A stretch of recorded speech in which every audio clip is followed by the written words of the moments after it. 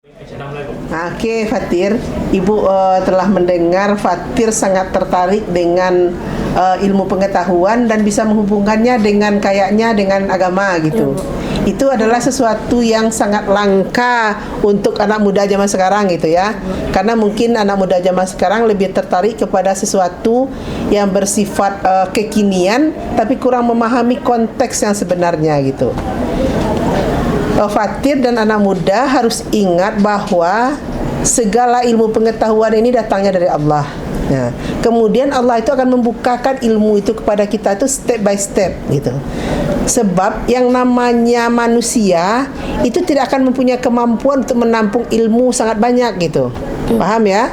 Jadi diberikan sesuai dengan kapasitas sedikit demi sedikit. Nah, lalu manusia ini karena kedinamisan otaknya, dia akan bisa mencerna dan lama-lama ilmu itu juga akan berkembang. Nah, Fatir membayangkan gak dulu kalau zaman nenek moyang kita dulu yang namanya berkomunikasi dari Indonesia ke belahan bumi lain bisa dalam waktu sekian detik bisa? Nggak bisa. Nah, Allah sudah tahu, sudah bisa caranya, cuman Allah belum memberikan pada saat itu karena daya tampung otak itu belum sampai pada saat itu. Nah, sekarang kan sudah berkembang. Oke. Sekarang Fatir sebagai siswa MTS 1, ilmu itu kan banyak sekali ya. Sekarang lebih tertariknya kepada ilmu apa? Lebih ke ilmu pengetahuan alam, lebih ke biologi, Bu. Oh, ilmu pengetahuan alam tepatnya kepada biologi. Nah, biologi itu juga luas loh. Ada seperti bioteknologi, ada biokimia, kemudian ada biologi molekuler, genetika dan lain sebagainya. Fatir tertariknya kepada apa? Tertarik kepada biologi lingkungan atau ekologi sama biologi kedokteran manusia, Bu. Nah, kenapa Fatir sangat tertarik dengan kedokteran manusia? Karena memang dari dulu itu cita-citanya itu menjadi dokter bedah, Bu. Oh, cita-citanya menjadi dokter bedah. Terus Ibu Fatir juga sakit, jadi sering ke rumah sakit gitu, Bu. Oh gitu, jadi tertarik untuk Ayu wanna be a doctor gitu ya. Mungkin pengennya ke kedokteran gitu ya. Berarti kalau gitu Fatir harus memperdalam dan memperkuat ilmu biologinya, biologi biokimia, biologi molekuler, kemudian patologi klinis ya, dan juga ilmu-ilmu biologi lainnya karena biologi itu sangat luas gitu. Nah, lalu yang mungkin Fatir harus ingat adalah biologi itu sangat luas dan sangat dalam sebenarnya, dan manusia belum sanggup untuk mengupasnya. Contohnya sekarang ilmu biologi biomedis, biologi kedokteran itu sangat berkembang gitu ya. Jadi hanya dengan mempelajari sifat-sifat dari makhluk hidup saja itu sudah memberikan ilmu yang banyak untuk manusia untuk perkembangan selanjutnya. Nah, contoh, banyak obat-obatan ditemukan itu dengan cara memanfaatkan makhluk hidup yang ada. Fatir, apa saja yang tahu makhluk hidup yang tidak kasat mata? Beberapa jenis monera, Bu. Monera. Kalau monera lebih cenderung ke tumbuhan ya, protista lebih cenderung ke hewan gitu ya. Fatir tahu virus? Tahu, Bu. Tahu tentang bakteri? Tahu, Bu. Oke. Bakteri itu punya DNA. Virus punya RNA atau punya RNA. Nah, itu adalah dasar dari makhluk hidup.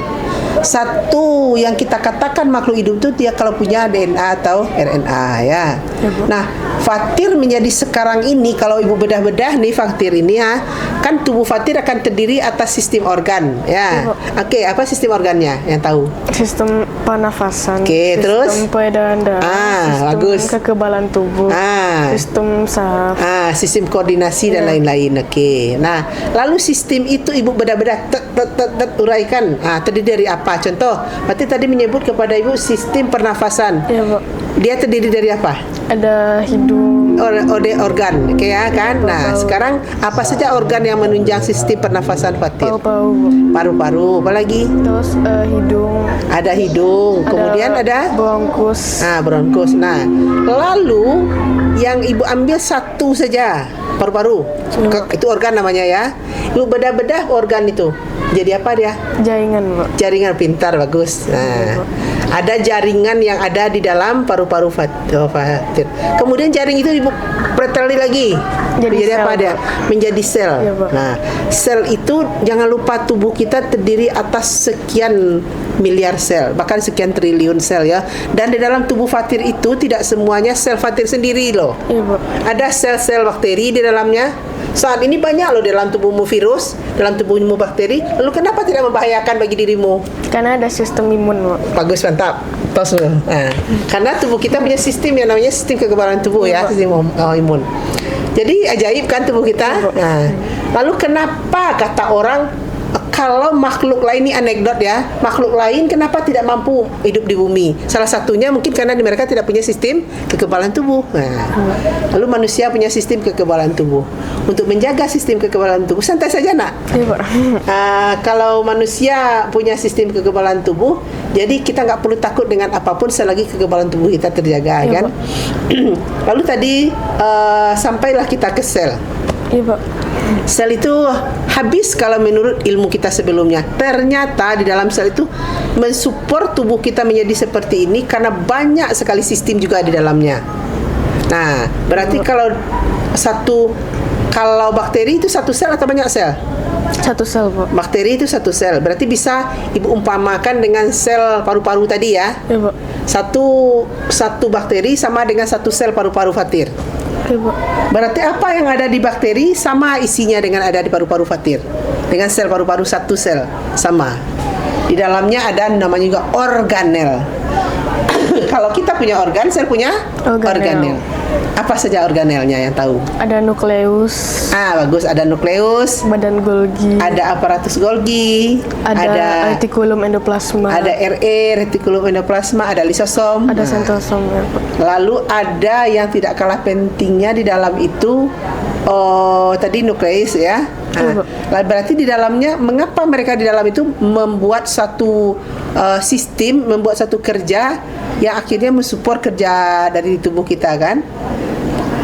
Apakah menurut Fatir organ-organ yang ada di dalam sel jantung Ya, sama organelnya dengan di paru-paru?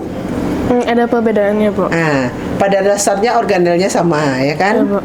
Tapi cara bekerjanya berbeda. Sistem. Nah, jadi walaupun Fatir sekarang baru siswa MTSN 1, udah luas pengetahuannya. Kalah dengan Pak Ridwan yang guru bahasa Inggrismu ya. Iya, Bu.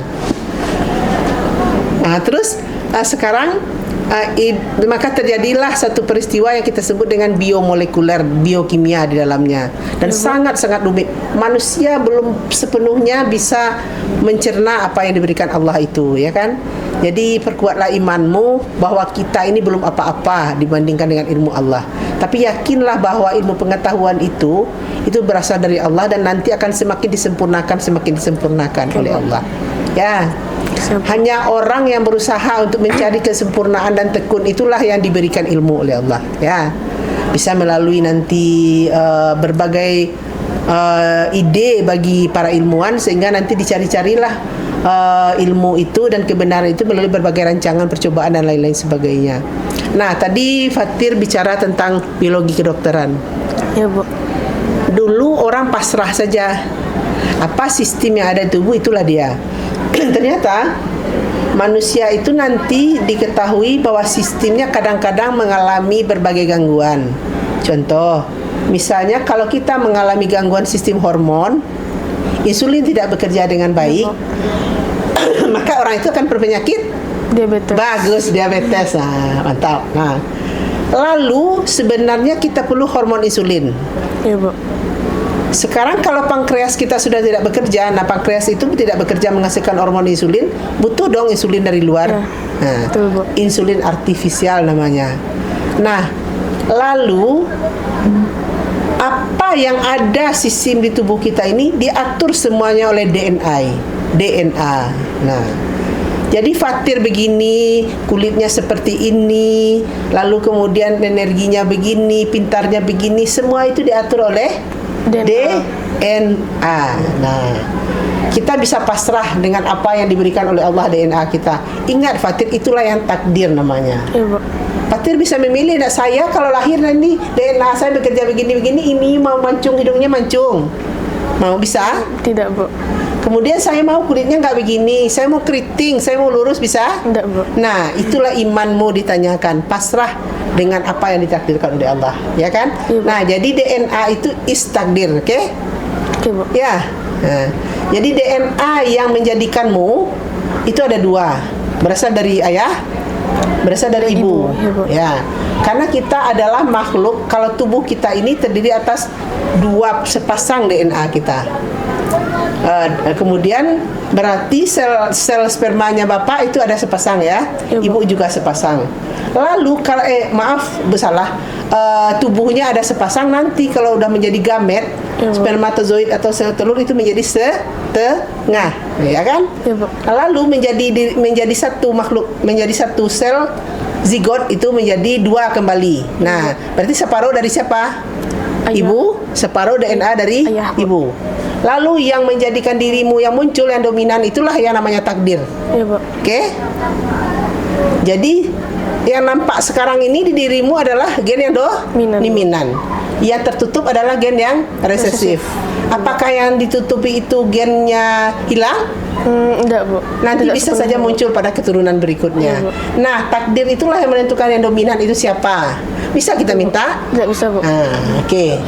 Kalau Fatir adalah seorang laki-laki, Iya, Bu. berarti Fatir akan telah diwariskan kromosom Y ya dari ayah ya. Iya, Bu, X, ya. X dari ibu. Ingat, kenapa kasih ibu itu adalah sangat adil? Karena ibu memberikan X kepada anak perempuan, memberikan X kepada anak Laki-laki, laki-laki. Kalau gitu ayah tidak adil dong. Memberikan Y kepada anak laki-laki, X kepada anak perempuan. Nah, kembali ke takdir itu, ya kan? Iya, Bu. Dan banyak faktor-faktor yang mempengaruhinya. Manusia hanya bisa berdoa, mungkin ingin anak laki-laki, ingin anak perempuan, tapi mana yang diberikan Allah itulah takdir. Tidak ada abu-abu ya. Iya, Bu. Berarti tidak ada kalau begitu transgender. Enggak, Bu. Tidak ada laki-laki setengah perempuan. Enggak ada, Bu. Tidak ada orang terjebak dengan hormon yang berbeda. Nggak ada, Bu. Tidak ada. Tidak ada abu-abu dalam agama kita. Laki-laki, laki-laki, perempuan is perempuan, oke? Iya, Bu. Nah, kembali kita kepada hormon tadi ya, insulin. Oke, Bu. Lalu insulin itu sekarang kalau seandainya kita tidak mampu pankreas kita bekerja, kita butuh dong insulin bantuan. Betul, Bu. Insulin itu tadi dihasilkan oleh pankreas, oleh sel-sel pankreas. Sel pankreas itu siapa yang menyuruh menghasilkan DNA? DNA yang ada di sel pankreas. Tadi sudah dianalogkan kalau sel itu sama dengan satu bakteri ya, karena di dalamnya sama-sama organelnya. DNA bakteri itu seperti plasmid, Fatir, seperti Ya, Bu. cincin. Berarti kalau menurut Fatir dengan kerja tokoh biomolekuler, diambil satu bagian dari DNA-nya sel pankreas Fatir yang menghasilkan insulin, yang menyuruh tubuh menghasilkan insulin, lalu ditempelkan kepada sel bakteri tadi itu, lalu dikembangbiakkan di dalam tempat yang dengan media yang tepat. Kira-kira setelah itu bisa enggak bakteri menghasilkan insulin? Kemungkinannya bisa, Bu. Nah, Fatir, bukan kemungkinan bisa, sudah bisa. Jadi insulin yang didapatkan oleh orang itu adalah insulin yang telah hasil rekayasa genetika. Jadi plasmid bakteri yang mengandung gen DNA tadi itu sudah disisipi oleh DNA dari manusia, pankreas manusia menghasilkan insulin. Maka diproduksilah sebanyak-banyaknya secara massal, maka tertolonglah orang-orang yang kena diabetes tipe 1 yang notabene tidak menghasilkan insulin sama sekali. Nah, kalau orang yang diabetesnya tipe 2 itu masih ada, cuman kurang bagus gitu ya. Masih bisa dibantu dengan obat-obatan. Terbuka enggak pikiran Fatir sekarang? Terbuka. Bahwa biologi itu luar biasa, bahwa Allah itu memberikan ilham kepada kita untuk belajar dan belajar terus dari alam ini. Nah, mungkin saja nanti zaman-zaman Fatir akan ada ilmuwan lain yang mendapatkan yang lain-lain. Lalu kalau seandainya tidak terkontrol oleh iman dan ketakwaan kita, ilmu pengetahuan itu racun bagi kita, bukan lagi menolong sesama. Jadi ibu menginginkan generasi si Fatir ini menjadi generasi yang kaya dengan ilmu pengetahuan tapi mempunyai iman yang tepat, yang kuat. Sekarang Orang kalau manusia itu berarti dia berkembang biaknya dengan cara seksual ya. Ya, Bu. Tidak bisa dari seperti tumbuhan atau seperti bakteri tadi itu yang berkembang biak secara vegetatif ya. Nah, tapi jangan lupa manusia telah menemukan cloning.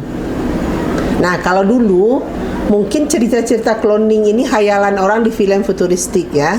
Ya, Bu. Nah, sekarang tidak, Fatir. Manusia bisa membuat cloning, tapi kan agama masih dipertahankan. Tidak ada satu agama pun yang membenarkan cloning. Kalau cloning bisa dijadikan, berarti Fatir bisa dong membuat Fatir baru. Ya, Iya, Bu. ya sama persisnya. Karena supaya Fatir ketahui, cloning apa yang ada dalam pikiran Fatir? Penggandaan, Bu. Penggandaan. Jadi kita ini sudah belajar biologi dengan siapa? Ibu apa? Bu Aulia Putri sama Bu Oke. Lini, Bu. Sudah belajar sistem reproduksi belum? Belum lagi, Bu. Belum. Berarti kita ini berasal dari satu sel ya. Itu Iya, harus Bu. ingat itu. Lalu selnya berkembang itu menjadi zigot berkembang menjadi embrio. Embrio itu masih sama bentuknya semuanya.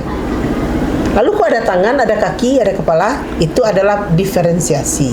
Ya. Iya, Bu. Nah, nanti kalau belajar embriologi secara betul-betul kan tahu Fatir itu kapan kira-kira embrio itu menjadi satu makhluk yang sempurna. Oke, apa yang teringat saat ini dengan kejadian manusia? Ada campur tangan Allah di situ atau tidak? Pasti ada, Bu. Oke, coba uraikan sama Ibu. Contohnya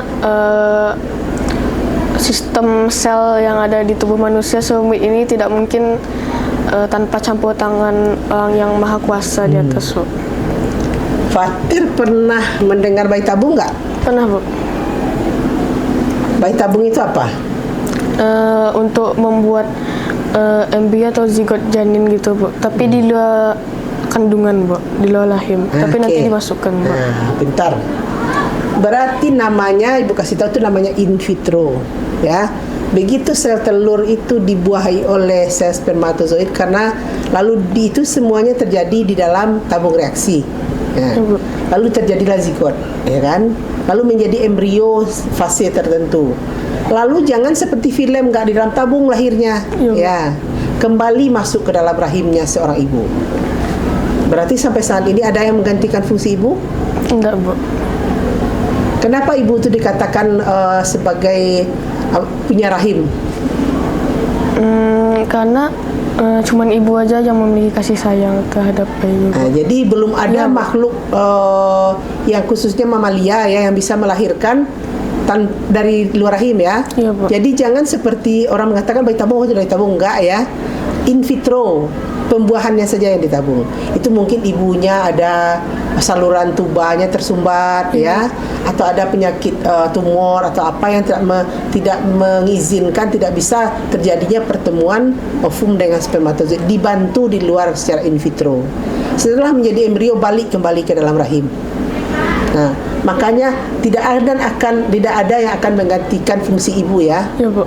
Nah, jadi itu makanya dirimu tidak boleh bawa dengan ibu, itu pasti harus sangat-sangat berbakti ya. Ya, Bu. Karena ketika seorang ibu, nah ini ilmu bagi Fatir, ketika embrio sudah berkembang di dalam rahim si ibu, dalam uterus ya namanya, lalu dia tumbuh menjadi makhluk baru itu penuh dengan energi. Butuh banyak sekali bahan-bahan kimia, butuh bahan-bahan untuk dia tumbuh dan berkembang. Ibu tanya sekarang dari mana datangnya? Dari ibu, Bu. Dari ibu. Iya. Dia tidak mau tahu Fatir. Ketika dia butuh kalsium akan diambilnya dengan cara apapun. Dia butuh vitamin diambilnya, dia butuh kalsium diambilnya, dia butuh apa diambilnya semuanya. Dia butuh zat besi diambilnya semuanya. Makanya orang menganekdotkan satu bayi itu seperti tumor dan kanker ganas. Sebab tumor dan kanker ganas kalau berada di dalam jaringan yang salah itu diambilnya semuanya dari tubuh kita. Oh, butuh kalsium, dirontokkannya gigi ibunya, diambilnya zat besinya, semuanya diambil, oksigennya diambilnya, makanan semua diambilnya. Ya. Iya, Bu. Jadi itulah pengorbanan seorang ibu. Jadi jangan mengatakan kamu itu bukan bagian dari ibu. Bagian tubuhmu itu adalah dari ibu semua. Ya, kenapa ibumu? Ya, karena ayah tak akan merasakan itu. Ya, ketika janin itu tumbuh di dalam rahim si ibu tuh kacau balau lah semua sistem yang ada di tubuh ibu, karena dia menghidupkan makhluk baru. Hormonnya bertukar, enzim-enzim di tubuhnya berganti. Semua yang dimakannya diberikan dulu untuk anak ini, baru untuknya. Jadi ada loh orang ibu itu yang selama hamil itu kan tidak bisa makan gitu. Ya, tapi kenapa anaknya tumbuh sehat? Karena diambil dari badan ibunya. Paham sekarang? Pengorbanan ibu. Ya. Iya, Pak. Jadi makan. Saya aja kan ada ibu yang 9 bulan tanpa makan. Nah, dia kurus, dia nggak makan ya, dia muntah terus. Tapi anaknya sehat alfiat. Kenapa? Karena oleh Allah didulukan anaknya ini dengan rahmatnya dan dengan kasih sayang seorang ibu.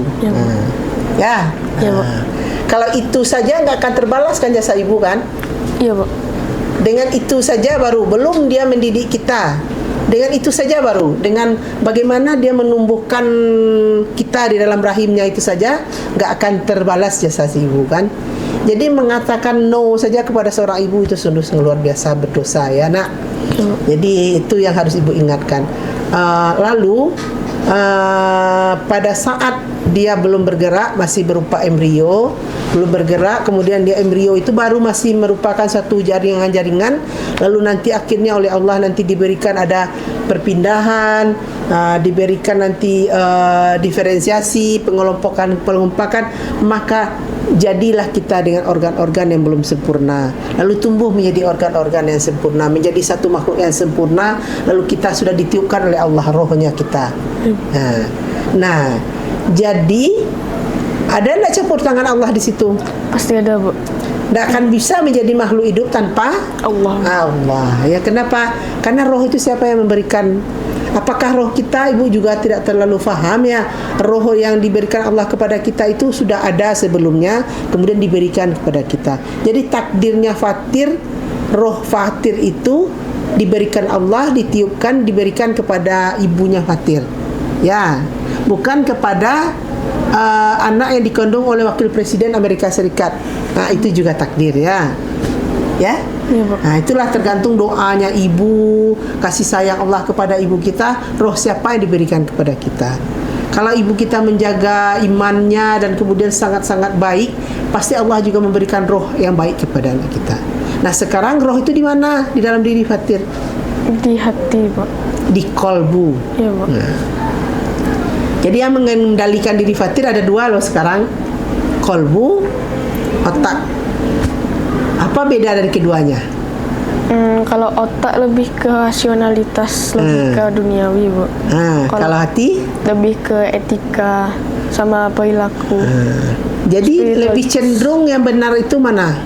Yang di hati, Bu. Yang cenderung jujur yang mana? Yang di hati, Bu.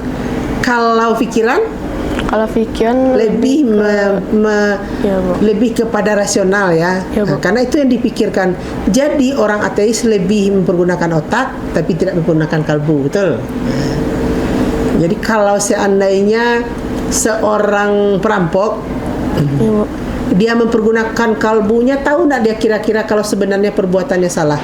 Kalau dia menggunakan hatinya, Bu. Mempergunakan kalbu ya bahasa kita sekarang tahu, ya. Dia tahu kalau perbuatannya itu merugikan banyak orang lain. Tahu, Bu.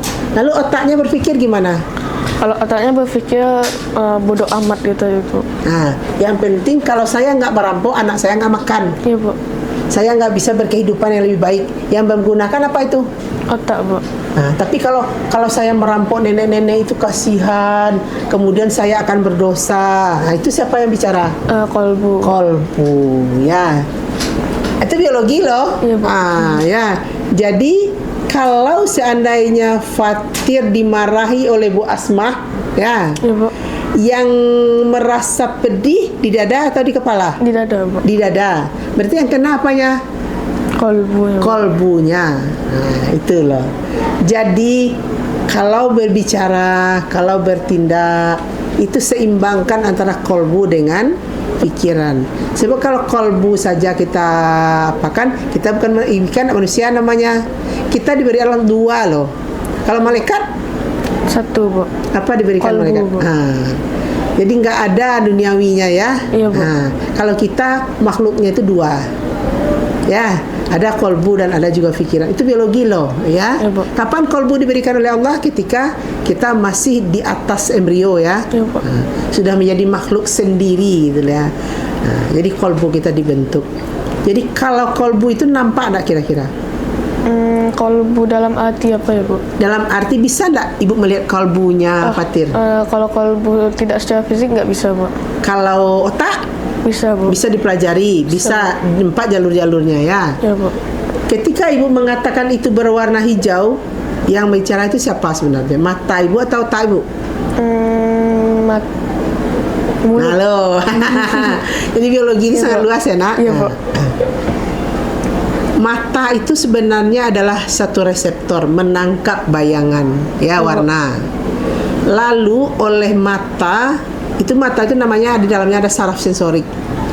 Saat diambil sensor, nah tapi nggak tahu apa-apa, pokoknya ditangkap oleh mata, kemudian diberikan kepada otak. Oleh otak dicernanya, lalu diberikan ke itu juga. Itu namanya hijau. Nah, mengatakan itu hijau itu otakmu, Nak, bukan matamu. Tapi saking Allah menciptakannya sangat cepat dan tidak berjarak, seolah-olah yang mengatakan hijau itu adalah Mata, Bu. mata. Betul, bagus. Lalu kemudian kita berjalan-jalan misalnya di hutan. Ya, Bu. Jalan-jalan, ditangkap oleh sensor kita sesuatu yang belang, enggak tahu apa warnanya, pokoknya sesuatu gitu ya. Lalu masuk ke mata, cepat mata memindahkannya ke otak, dicerna oleh otak, itu harimau gitu loh. Ya, Bu. Lalu oleh otak diberikan sinyal kepada kaki. Kaki ada saraf motorik, jalan, lari. Itu tidak hanya sekian persen, sekian per detik. Cepat. Nah, itu siapa yang bekerja membuatnya? Allah. Ya, Bu. Jadi kalau kamu belajar biologi, harusnya keimananmu itu semakin kuat. Ya. Karena semua yang diciptakan olehnya itu sangat bermanfaat oleh kita. Dan kita tidak akan sanggup tanpa itu gitu. Nah, kan cepat nak ketika, atau yang paling dekat, kita jalan di tepak kaki kita ada saraf sensorik. Ya, Bu. Terinjak paku. Dari mulai Fatir terinjak paku dengan Fatir melompat, au, kata mulutnya itu, Iya, Bu. ada 1 jam tak? Enggak, Bu. Setengah jam? Enggak, Bu. 5 detik? Kurang, Bu. Kurang. Begitu cepatnya ya. Ya, Bu. Nah, itu semuanya bekerja itu otak. Jadi otak itu bukan hanya memikirkan, tapi juga menjadikan tubuh kita ini berfungsi sebagaimana adanya. Tangan kita, mulut Ibu yang berbicara sekarang ini otak nih. Jadi jangan Ibu kata Fatir yang menyuruh itu kan mulut Ibu. Iya. Yang menyuruh itu siapa? Otak. Otak. Bu. Ibu tidak perlu berpikir karena itu ada refleks. Refleks itu dua, Fatir. Ada yang dipelajari, ada yang tidak dipelajari. Jadi pelihara refleks baikmu tanpa dipelajari.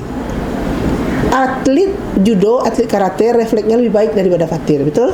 Betul. Kenapa? Karena dia latihan. Nah, ya. Oke, itu sudah banyak Ibu bicarakan. Terbuka enggak wawasan Fatir kira-kira tentang biologi? Terbuka, Bu. Nah, lalu apa yang Fatir sebagai terakhir, ada enggak yang Fatir ingin tahu dan tanyakan pada Ibu? Yang ingin Fatir tanyakan, Bu. Nah, ya. Menurut Ibu ya, Bu. Kan Ibu pernah bilang tadi kan DNA itu kan sudah mutlak kan, Bu. Bagaimana kalau ada yang bilang kalau rekayasa genetika itu bisa menentukan keturunan selanjutnya? Iya, betul. DNA bisa direkayasa, betul.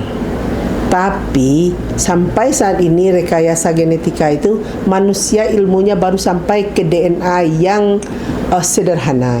Nah, contohnya tadi DNA-nya bakteri kan hanya sederhana seperti cincin, masih bisa disisipi. Nah, kira-kira DNA-nya kita masih bisa enggak disisipi? Allahu a'lam. Nah, karena sampai sekarang pengetahuan manusia tentang DNA-nya makhluk tingkat tinggi itu belum sampai ke sana. Tapi kalau secara pikiran kita, kalau memang DNA itu bisa disisipi dan dilem-lem, itu bisa. Ya.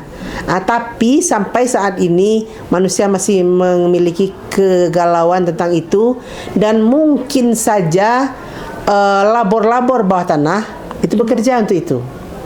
Tapi untuk sekarang negara manapun Iya, Bu. belum membolehkan cloning dan rekayasa genetika secara ilegal. Dan sementara labor-labor yang legal itu belum mampu mengerjakannya. Ya. Jadi apakah nanti menurut Fatir DNA si harimau Ya, Bu. bisa dikloning, kemudian DNA-nya disisip dengan DNA-nya burung walet gitu ya? Iya, Bu. Kan terbayang pikirannya, Ibu ingat ini, tahu ini maksudnya pikirannya kemana-mana, karena dia kan terpengaruh ke film futuristik ini ya. Iya, Bu. Kalau memang DNA itu bisa disisip-sisip, apakah bisa menjadikan makhluk? Jangan lupa untuk makhluk yang rendah, bakteri, tumbuh-tumbuhan sudah ada rekayasa genetika. Kedelai yang misalnya hanya bisa berproduksi dengan mesti gini, produksinya itu tidak banyak dalam Ya, Bu. satu hektar. Kemudian dia tidak menghasilkan zat-zat yang dibutuhkan. Mari kita sisipi gen penghasil yang produksi yang banyak dan dengan protein yang bermutu gitu ya. Ya, Bu. Itu sudah dilakukan rekayasa genetika. Cuman untuk makhluk hidup yang seperti bayangan Fatir, misalnya ada kuda yang bisa bertenaga harimau, harimau yang cepat larinya seperti kuda, itu belum. Ya, atau Fatir nanti. Ya, Bu. Ya. Ingat Fatir, seorang ilmuwan itu boleh salah tapi tidak boleh bohong. Ya. Ketika ilmuwan itu mengalami kegagalan dalam penelitiannya, itu sah-sah saja. Tapi dia harus akui dan harus selalu merefleksi diri, kenapa saya gagal. Tidak boleh dia tidak menemukan itu tapi dikecahkan, oh ya ini sudah ditemukan, salah ya. Ya, Bu. Jadi ingat itu, ilmuwan itu gimana? Boleh salah, tidak boleh bohong, jujur ya. Tidak boleh bohong. Nah, nanti jadilah Fatir mungkin ilmuwan yang jujur, yang berakhlak mulia, sehingga ilmunya Allah bisa dikembangkan di muka bumi untuk kemaslahatan orang banyak. Seilmu kita dari Allah, jangan sombong mengatakan saya yang punya ilmu ya. Ilmu itu dari Allah. Nah, sebenarnya ilmu yang baik itu diberikan oleh Allah kepada kita untuk kemaslahatan umat gitu ya. Nah, lalu kemudian dengan rekayasa genetika, sekarang kedelai muria itu rekayasa genetika. Ada juga jagung-jagung dengan varietas-varietas tertentu, itu direkayasa genetika. Dan banyak rekayasa genetika sekarang, dari mulai kedelai, beras gitu ya. Kemudian ada juga tanaman-tanaman dan hewan rendah baru yang bisa. Kalau hewan biasanya dipergunakan untuk memancing, dia menghasilkan sekret atau filtrat tertentu yang berguna untuk kita gitu ya. Lalu untuk rekayasa genetika dan cloning yang seperti impian daripada Fatir, manusia yang bisa mempunyai kuku atau kalau film seperti manusia berkemampuan laba-laba gitu ya. Atau manusia setengah serigala. Itu belum diizinkan oleh negara manapun. Dan itu tapi Ibu tidak bisa juga menjamin di labor ilegal tidak dikerjakan oleh orang. Ya. Atau nanti ada manusia jadi-jadian yang kepalanya seperti macan. Kan dalam impian anak-anak seumuran ini pasti itu yang dipikirkan. Nah, tapi apakah suatu saat tapi kalau menurut Ibu Allah akan selalu menjaga yang namanya Homo sapiens, manusia ya. Bu. Lalu apakah manusia sekarang sama dengan manusia sekian juta tahun yang akan datang? Karena perubahan gen itu terjadi sedikit demi sedikit, tapi lama-lama menumpuk menjadilah mutan-mutan. Makhluk hidup baru dengan sifat yang berbeda dengan indukannya, dengan the originnya ya, berbeda gitu. Lalu apakah Fatir sekarang sekian juta tahun yang lalu Nabi Adam sama dengan kita sekarang apa tidak? Tidak, Bu. Secara DNA dasarnya mungkin masih sama. Iya, Bu. Tapi tubuhnya sudah berbeda. Iya, Bu. Jadi jangan lupa evolusi itu berjalan. Nah, hanya makhluk hidup yang mampu menyesuaikan diri dengan lingkungan akan lestari. Nah, sekarang manusia sekarang ini makhluk yang lestari apa enggak? Lestari, Bu. Kalau Allah tidak sayang dengan kita sekarang, Iya, Bu. kita kan semakin banyak nih. Lalu tubuh kita masih sebesar Nabi Adam. Iya, Bu. Kita butuh keperluan seperti Nabi Adam. Sanggup tak manusia bertahan sekarang? Enggak, Bu. Jadi itu adalah karena kasihannya Allah. Otak semakin dipercerdas, otak semakin besar volumenya, tubuh semakin kuat, tapi tidak semakin besar. Cocok pas gitu dengan keadaan lingkungan sekarang. Kalau Pak Ridwan sebesar Nabi Adam, rumahnya sebesar apa? Akhirnya terjadi struggle of life. Ya, Bu. Kita berjuang untuk kehidupan, cakar-cakaran, bunuh-bunuhan, ya kan? Tapi Allah Maha sayang kepada kita. Diberikan kita otak yang bisa menyelesaikan masalah kehidupan, kemudian juga diberikan dengan otak yang cerdas dengan kehidupan, dan diberikan dengan ukuran tubuh yang pas. Jadi semakin lama orang ini semakin kecil atau semakin besar ya? Semakin kecil kayaknya, Bu. Jadi ketika Nabi Adam itu ke bumi dengan besarnya seperti yang bumi tidak ada makhluknya, cocok. Sekarang tidak bisa lagi. Nah, kembali ke konsep tadi, Allah Maha Pengasih, Maha Penyayang, dan Allah akan yakinlah kita menjaga spesiesnya Homo sapiens, manusia, ya. Oke? Cukup perbincangan kita hari ini. Udah, Bu. Kalau ingin berbincang dengan Ibu lagi, Ibu menyediakan waktu untuk Fatir karena Ibu suka dengan anak muda yang kolbunya bagus dan otaknya dipakai dengan baik. Ya, tetaplah menjadi generasi muda yang tangguh, kreatif, dan manfaatkan teknologi seperti AI, HP untuk kebaikan. Banyak-banyak berliterasi. Oke, Bu. Ya, dan Ibu siap selalu menunggu Fatir untuk curhatan dengan Ibu dan menggali semua biologi karena I'm a biologiwan, ya. Ya, Bu. Ibu adalah seorang biologis. Oke? Oke, Bu. Oke, terima kasih ya. Iya, Bu. Bu, Eh? oke dah. Nampaknya